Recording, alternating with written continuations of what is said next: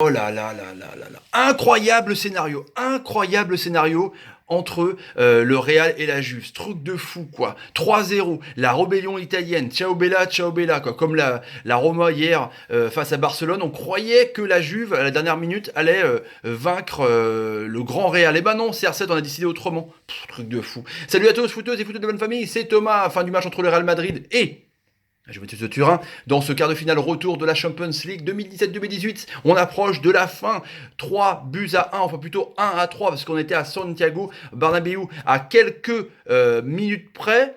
La Juve allait certes réussir l'exploit d'éliminer Real avec une Turin Atada, on va dire, une remontada de ouf, mais aussi pour la première fois battre le Real de Madrid, les Merengues, à la maison par 3 buts d'écart. Ça s'est pas fait. Ça s'est pas fait parce qu'à la fin, Vasquez et Benatia se sont embrouillés, quoi. C'est vraiment le fait de jeu du match de ouf. À la dernière seconde, l'arbitre siffle.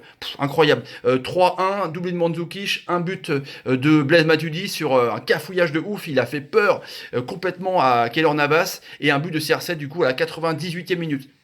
98e minute. C'est des prolongations? Non, non, non, 98e minute. Il y a eu des échauffourées et compagnie. On revient sur le sondage d'hier. Avant de revenir dans ce match sur la Roma, vous êtes 76% à dire que non, la Roma ne gagnera pas la C3, la C1, la C1, la coupe ronde d'oreille. Je suis tout énervé par ce que je viens de voir. Donc 76% à dire que non, donc 24% à dire que oui, donc vous êtes peu confiant pour la Roma. Le Real Madrid, du coup, qui rejoint les deux équipes surprises, Liverpool et du coup l'AS Roma. Et donc le Bayern qui a gagné avec un triste 0-0 à l'Allianz contre Séville. Ça fait les deux gros contre deux petits, même si les deux petits c'est quand même 200 patates de budget chacun, c'est quand même voilà c'est quand même des clubs européens que c'est pas voilà c'est pas des petits clubs non plus, hein, c'est pas des clubs de PH ou compagnie. Hein. Du coup le Real a fait un match pourri, c'est clair et net. D'ailleurs, un petit sondage à la fin de la vidéo qui va vous intéresser, je pense. On revient sur ce match. Le Real a fait un match pourri, mais est-ce que justement la Juventus de Turin aurait fait ce match-là si ses compères romains avaient réussi l'exploit contre le Barça? On dirait que ça a décomplexé les équipes italiennes qui ne sont pas à la Coupe du Monde. Du coup, ils se sont dit, on va essayer de terrasser les Espagnols, les deux meilleurs clubs du monde pratiquement, en Champions League. Et c'est incroyable parce que il y a eu un but de Dzeko à la 6e minute hier pour le Barça. Et là, c'est carrément presque pareil, sauf beaucoup plus tôt, quoi. Avec Mandzukic qui a été énorme. On dirait un peu le retour des grands, comment dire, des grands attaquants un peu à la Dzeko hier. Mandzukic, même s'il joue à gauche dans un système de jeu vraiment très très technique, hein, franchement tactique italienne, vraiment de haut vol, parce que franchement c'était un combat tactique. Mais du coup, but dès la 2e minute sur un centre de l'ami Kedira, quoi. Il fait un centre côté droit parfait avec Costa qui récupère dans les pieds de Costa qui a été énorme, qui récupère dans les pieds de l'ami Casemiro, et du coup bah voilà première tête de Mandzukic, première tête parce que c'est une deuxième tête après. Ça a recommencé de ouf, où il y a eu un Buffon énorme, avec un 1-2 entre l'ami Ronaldo et Modric, et une frappe de Bale, où le Gallois, qui a pas été énorme, qui a même été fantomatique, il se fait vaincre par Buffon. Après, il y a eu un but d'un hors-jeu du meneur espagnol de Isco, avec une belle frappe repoussée par Buffon. C'était, voilà, tu te dis qu'il y aurait pu avoir un partout. Et du coup, après, il y a eu une énorme aussi frappe où Buffon a fait un arrêt de ouf, encore sur l'ami Isco, quoi. Isco a été complètement énorme, c'était ouf. Et Mandzukic sur une récupération de Kedira qui fait une passe à l'Echtiner et qui fait une superbe passe. Et poum, il domine de haut vol encore Carvaral, donc qui est pas très grand. Et du coup, à la deuxième tête de Mandzukic, 2-0. À mi-temps, à 2-0. Je sais pas ce qui s'est passé, mais Zidane a dû dire, a fait une connerie de ouf parce que le milieu de terrain était complètement bouffé. C'est un truc de ouf. Il y avait pourtant Casemiro en sentinelle. T'avais Modric.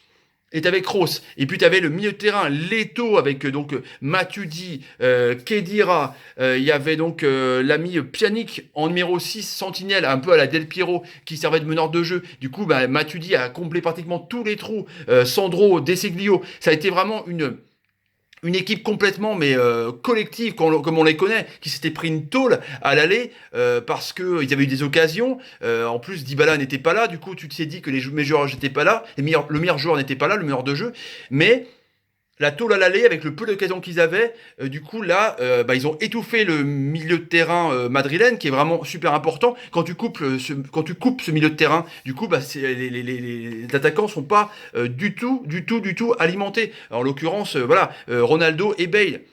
Bale qui a été inexistant. Je sais pas ce qu'il va faire encore au Real Madrid. Bale, je sais pas s'il va bouger à Manchester, mais en tout cas, voilà, il a été inexistant.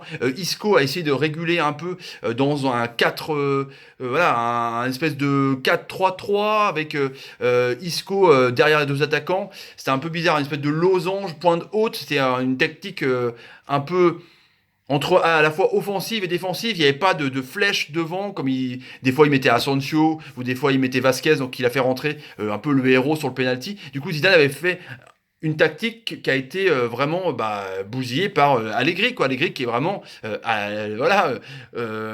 un maître italien de la philosophie un peu défensive, et ça a fonctionné.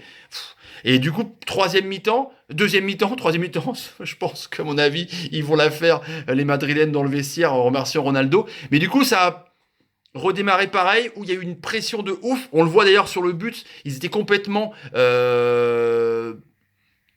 pas absent, mais tétanisé. Déjà, Ramos n'était pas là.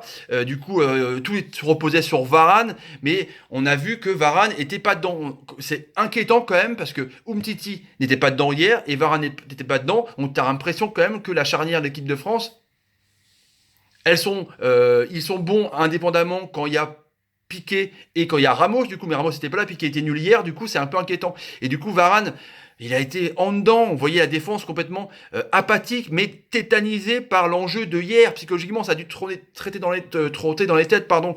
Et du coup, sur un centre de merde de Diego Costa, de Douglas Costa, pardon. Et ben du coup, Keylor Navas, sous la pression un peu de Matuidi, a fait n'importe quoi. Paf, paf, c'est n'importe quoi. Il est en train de se boxer le ballon avec la tête. Il la remet sur Matuidi. Et Matuidi, la remet dans le but, 60e minute. Du coup, 3-0. Là, il y a prolongation. Et ça a continué. Il y a eu des belles occasions encore pour Madrid. Madrid a essayé un peu de pousser. Mais du coup, Buffon a fait à la fois une intervention de ouf sur Isco. Après, il y a eu Varane dans la surface de réparation qui a fait un tir en pivot, c'est passé au-dessus. Et là, voilà, tu te dis, c'est pas le soir de Madrid. Buffon fait un match de ouf. C'est marrant parce qu'on dirait un film, ce que j'essaie de vous faire ressentir dans ce qu'on a vu, dans ce que j'ai ressenti, mais on dirait un film. Tout est écrit pour que ce soit un film à succès, quoi, où Buffon a fait un match de ouf, mais il sort sur un rouge parce qu'il s'énerve, il pète un plomb auprès de l'arbitre. C'est un truc de ouf. Du coup, on sentait que les Madrilènes étaient mieux. Dans les 20 dernières minutes, ils ont vraiment poussé à fond. Ils ont eu des occasions. On sentait que ça allait peut-être craquer sur les 30 minutes qu'il allait avoir. Où il n'y a pas eu beaucoup d'occasions pour les Turinois qui étaient peut-être cuits aussi de l'intensité qu'ils avaient mis. Et ben là, arriva ce qui arriva sur un centre. Un centre où Ronaldo saute beaucoup plus haut. Il la remet. Et Vasquez, qui était tout seul devant le but, et ben t'as Benatia qui a déjà pris un jaune pour une grosse faute juste avant sur Cavaral. Il tamponne par derrière Vasquez, qui se fait réprimander par Higuaín, parce qu'ils se connaissaient à l'époque en disant que c'était pas bien. Et ben il tombe, mais on voit qu'il y a quand même. C'est compliqué, mais on voit que il est déséquilibré, clairement, c'est clair. C'est une faute bête, il arrive comme un bourrin derrière, il aurait même pu le prévenir, genre, il aurait même pu lui faire peur. Ah, j'arrive, et peut-être il aurait écouté son tir. Du coup, Buffon l'arrête, mais il y a pénalty derrière. Voilà. Et il n'y a pas grand-chose à dire, sauf que c'est à la 93e minute.